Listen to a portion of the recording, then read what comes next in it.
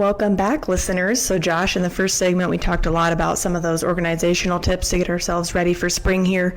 But another thing that comes up often this time of the year is just, regardless of where you farm in Minnesota, wet weather likely limited your ability to get into the field to do some of that fall tillage, if it didn't even prohibit it completely in some cases. So, just wanted to make sure we're talking through some of those spring tillage considerations of what are our options for, more specifically, maybe those unworked corn stalks.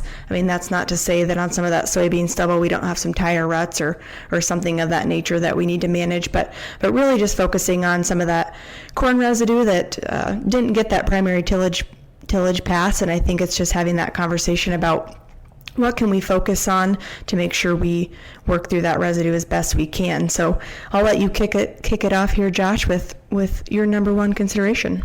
Yeah, this is, I think if I look back the last couple falls, this has been, one of our biggest challenges is just how far we have been behind on tillage with the operations that are in conventional tillage systems, and really, I don't know if I've ever, maybe seen us in this bad a shape in quite a while, is how much unworked ground there is out there that I know has got to get worked. And, if primary tillage is kind of the operations, the way that the operation is set up, my biggest thing, it kind of hinges on what's going to happen between now and planting, and with the weather kind of, starting to turn the corner, the snow has melted, I don't think we have a significant amount of frost.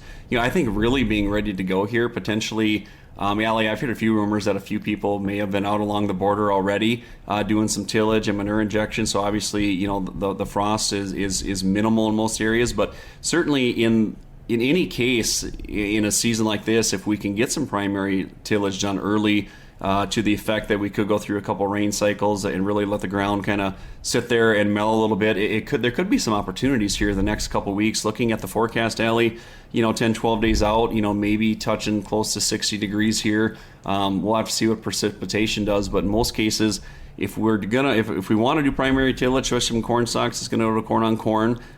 Just be ready to go and be monitoring those fields, and hopefully there's a window that we can get some of that tillage done and also allow that ground to sit there before we got to make our finishing pass before the planter rolls. Well, and I just echo, like you said, just monitoring those fields and trying to hit that timing as best you can. I think the biggest challenge with spring tillage is just that we're working those tillage passes. We want to make sure that they're deep enough to incorporate that residue, but not so deep that we're maybe bringing up some of those mud balls or clods, which can be, difficult to work through sometimes in some of those wet spring soils.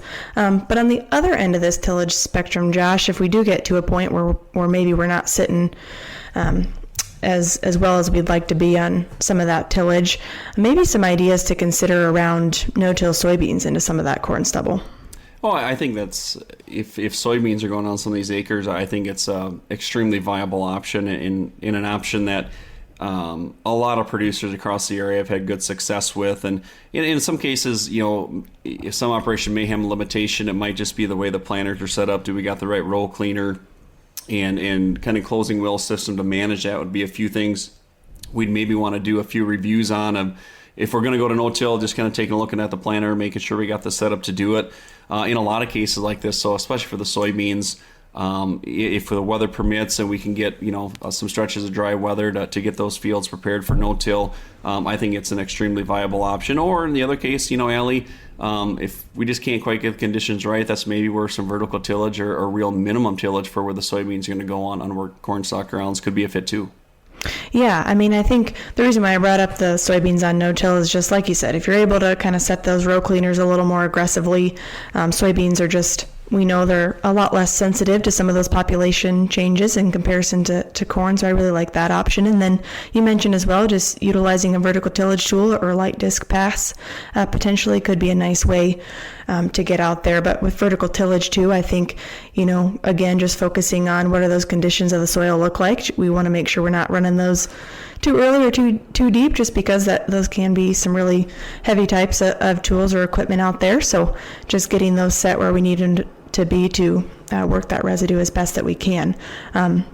Final thoughts on just considerations all in all around spring tillage, Josh? Yeah, the other one we didn't maybe get into in a lot of detail would be, where we're going corn on corn, but maybe, it's getting late and maybe getting a primary tillage might not be a fit. And a few things there. A lot of this happened in the spring of 19 where, maybe we hit it with vertical tillage. In some cases, we might have just hit it with a field finisher or disc combination field finisher.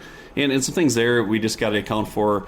The thing that worries me the most in those situations is just that nitrogen incorporation, where if we're putting urea out there ahead of that, are we getting good incorporation? In some cases, we're also getting a lot of that urea really stuck in those residue bundles and maybe getting moved around a little bit just through, those practices not being perfect. Those would be a few things we got to watch. And, in a lot of cases, we had so much rain that we're probably getting that urea worked in. But last year we did see some challenges where I think incorporation became an issue, and some of the fertilizer just really got stuck in residue, and the corn crop struggled. But, some things we want to watch there. And, hopefully, we'll just, cross our fingers and hope that maybe, the first part of April there will be some opportunities to get some of this tillage out of the way and let the ground kind of get ready and maybe get back to more of a normal style of our finishing pass, getting ready for the planter to roll. You've been listening to Today in Agronomy on KFIL AM 1060. If you've missed part of the show or want to hear more, check out the show page at KFILradio.com or with the 103.1 KFIL app. Stay connected with Allie and Josh on Twitter. It's at Allie Gwise, W-I-S-E, and at Josh Schaffner to submit your questions for the show. Tune in next Wednesday for the next Today in Agronomy on KFIL AM 1060. We'll see you at 11 a.m.